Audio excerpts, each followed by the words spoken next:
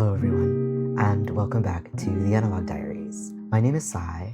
I am a longtime journaler, stationery enthusiast, and a lover of gift giving. If you're looking to gift something special to a stationery lover in your life this year, you're in the right place. Today we'll be talking about the do's and don'ts of stationery giving, my hard-won advice on gift giving in general, and I'll give you a list of practical, personalized, and meaningful stationery gifts. If you want to skip ahead to the list, I'll make sure that the timestamp is listed in the description box below. While you're down there, please consider using my links. I do receive a minor affiliate commission at no extra cost to you, and it would really help support this channel during the holiday season. Additionally, odds are that you are a stationery lover yourself, and that's the basis of this whole channel, so don't forget to like, comment, subscribe, and all the things. So let's get started. My biggest piece of advice might be just a little bit controversial, but do not buy a journal, or at the very least, do not buy one unless you are very sure the person you're giving it to will like it. Chances are your pen friend has a very specific style that they like of rule, paper, and binding, and if you don't know what their preferences are, any notebook purchase for them will end up collecting dust. Also on the do not purchase list are pens of any kind and washi tape. Both of these items we likely have more than enough of, and it can be hard to find the perfect fit. The magic and love in gifting is that it makes the giftee feel seen and understood by the loved one who is giving them the gift. For example, when you notice your grandparents struggling to bend over and step into their shoes, it's such this beautiful act of love to care and remember that struggle enough to gift them something like a shoehorn. This act of love is what I always aim to channel when gift giving, that act of really understanding and caring for the person I want to give a gift to. The perfect gift is two things. A, it brings value to the giftee, and B, it's meaningful. It shows them that you care for them, and it shows them that you know them well. To add value, we can do so by solving a problem, meeting a need, or just generally sparking joy. This is not something that needs to be hugely life-changing, but you can ask yourself what would be practical for them, what a pain point in their life is, and anything along those lines. A big thing I like to ask myself is what do they already have and use that may be falling apart, maybe less than perfect, and that I can upgrade. Really asking myself what is missing in their life. A great example is that my partner frequently, oh hello Bao. A great example is the gift I'm actually giving my partner this year. She frequently complains that her journaling pouch isn't big enough to hold everything she wants, and she's been going back and forth on buying herself a Delphonics pouch for quite a while, but can't seem to find a color that she likes. And so what I've actually done is ordered one from Etsy from a seller I'll put on screen, but she makes a Delphonics style bag and she can really customize it to color and pattern, and so that's what I'm giving her. When you're trying to give a gift to someone that you love, you really want to make sure that that gift is personal in some way. And so for that reason, I really don't recommend copying exactly any gift on this list. You really want to ask yourself, what does that person love? What's unique to them? What do they need? And find a way to really tailor the gift ideas on the list to that person. Another really great way to make a gift more personal or more meaningful is to write a meaningful letter or a card, to try and pick a color or a pattern more thoughtfully, paying attention to that person's style, and also just making an effort to personalize it somehow. Something I'll be doing this year is I will be using the sashiko style of mending to embroider my partner's pouch and to just add a little bit of that personal touch. For those of you that are interested, sashiko embroidery is secretly very, very easy, and it's a great way to add some personalization to any gift you give this year. And so something you'll notice about my gifts in general is that nothing really requires spending an incredible amount of money. If anything, smaller gifts that are really well suited to the receiver are often loved and appreciated much more than larger, more showy gifts. In a moment, I'll share a number of items that can be great for that adding value or sparking joy piece, but again, really make the time to take note of what your loved one is missing in their lives, what they would like to gain, and try to make it as personal as possible. Pick an item that is well suited to them and be thoughtful about how you pair it. A letter or a card goes an extremely long way. My goal today is not to encourage you to purchase everything on this list. Gift giving can be such an unsustainable practice, unfortunately. My goal today is really to give you some ideas to start off with, to find that perfect gift and to show love and appreciation to that person in your life, and for that gift to end up ultimately being used and meaningful and important to that person rather than ending up in a landfill. So let's get into the ideas. My best recommendation, and something that most stationery people use, is some sort of pouch or storage solution. There are a number of different ones that are stationery themed. I personally use these two from Rickshaw Bags. This is the Abby C and the Jobs Journal collection. Both are very popular creators and artists in the stationery online community, but other than Rickshaw, there are a number of brands that are extremely popular. Delphonics is a big one. Clyde makes a bag that my partner currently uses that she likes. The Dulton & Co. totes are very popular this year. Sula is getting very popular this year. And so shop around, look for a colorway that suits your special someone, and try and pick something based on what they need. For example, I do not need any more pencil cases. My pens are accounted for. However, this particular pouch is bursting, and so maybe something that is thicker or more gusseted could suit me. Additionally, with those pouches, I think it can be really wonderful to make the effort to pair them with charms. That can add some more personalization. This is just a little charm of some food I like. And again, I will link everything I mentioned today down in the description box below, including the small makers and artists that I will recommend. Another thing I recommend is stickers. I don't often recommend washi tape because there is just so much of it on a roll, and if you buy the wrong kind, it ends up just kind of collecting dust.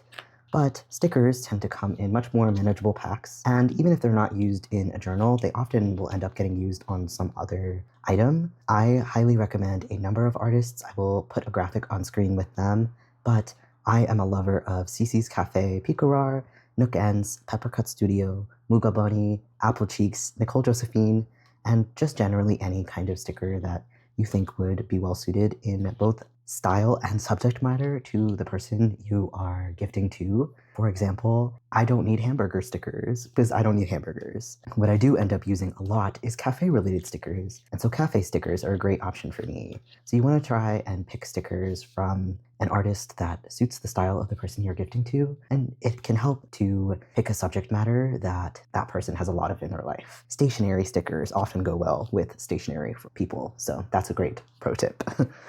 Another thing that I think can be a great stocking stuffer, but loses some of that more meaningful piece, is refills of tools. I have a couple things here that I think would be great options, especially as stocking stuffers. You know, little mini ink pads, scissors, glue. A lot of us really love these like clips for journaling. And then this is slightly more fringe pick, but people often appreciate it. This is a stamp cleaner, but also make sure that the person you're gifting to uses stamps. Slightly more expensive, but nicer are corner rounders, label makers, and if they don't already have one, I think paper cutters make an incredible gift because they're just incredibly useful. These are items that you can often be sure will get used, but they lack a little bit more of that personality. And so I recommend pairing them with a really thoughtful card of some kind, or including them alongside other gifts.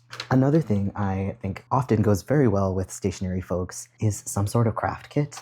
A lot of us are into journaling and stationery because we just love the act of creating. And so craft kits can be a really fun way to incorporate that side of ourselves, that creative side of ourselves, in a way that's more manageable and gives us everything we need. And so I have this one, which is a little diamond sticker painting kit. And I also have this bookend kind of maker. There's a number of these online. I will list some of my favorite brands on screen in a moment and link a lot in the description box below. But if you're not in the mood to purchase, or you can't find something perfect, I highly recommend making a craft kit. These are incredibly easy to do. There was a creator I saw recently post a video about this, but if you're a crafty person yourself, I think making a kit is often pretty easy out of things you already own. Or you could do something like I did recently for my partner's younger sibling. I gifted her a set of acrylic markers and then shrink plastic. And with that, she was able to make a series of little charms that I can then add to my journal. So she gave me these ones, and these are some I made myself. And so, yeah, acrylic markers, shrink plastic, often maybe some clear nail polish can make a really awesome gift. And those charms can go on journals, bags, anything of the sort, and it adds a little more personality. You can also get them started by purchasing the items and then using them to make a first charm, or you could take the opportunity to have a craft day with them, which I think is one of the best gifts, is an activity that people can do together. Other craft kits I've seen online that I think would be super cute are various eraser stamp making kits, charm making kits, crochet kits. I've seen a moss coaster kit that I have been thinking about purchasing for myself for years but haven't. And then various other things like air-dried clay, paint kits, things like that, depending on the interests of the person you're gifting to.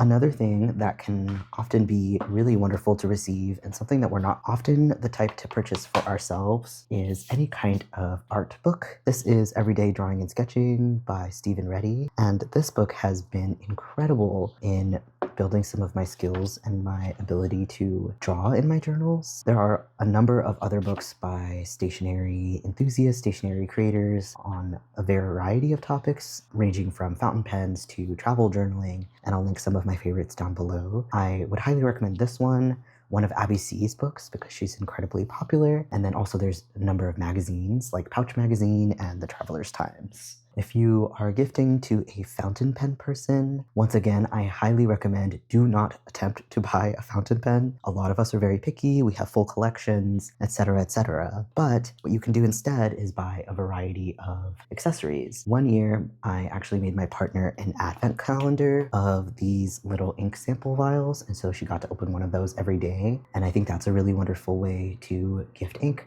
or gift more stationery, like more fountain pen related items. Alongside these ink samples, I also gifted her this coloring like ink swatch booklet. You can get ink syringes, ink vial holders, organizers, things like that. But I think that accessories and organizers are often a better way to go than buying pens themselves. And finally, before we sign off for the day, I really want to impart that there is no shame in a smaller gift if you can add a little bit more fanfare. My first time ever gifting to a stationery person, I gifted my partner 25 vials of ink, and it maybe cost me $15, right? And that's not a particularly exciting gift to receive if it had just been in a plastic bag, but by adding some fanfare and adding little things like wrapping them and numbering them and letting her unwrap one every day, it became a much more meaningful gift with much more thought put behind it. Similar is true for if you gift a gift card, or if you get a smaller item or something a little more cheap or stocking stuffer-y. Gifts are not about the value of the item itself that you're receiving, it's about the thought and the effort put behind the gift giving itself. And so if you're giving something smaller, make the effort to wrap it nicer, or to pair it with a really meaningful card, or to provide it to that person alongside a gesture. Some of my favorite gifts I've received have just been homemade cookies and a card, or something small that I would have never expected that is well suited to me and that was paired with a beautiful story. I think a great example is this little taiyaki charm. I had a friend purchase it from one of our favorite cafes and gift it to me just on account of how much I loved eating taiyaki. And it's an item that was pretty cheap and very small, but an item that means a lot to me because of that person's love for me. And so the same is true for any gift you may give. You don't need to buy 100 things. You don't need to buy anything extremely expensive. Just put some thought into it and make an effort to make that experience meaningful for the person you're gifting to.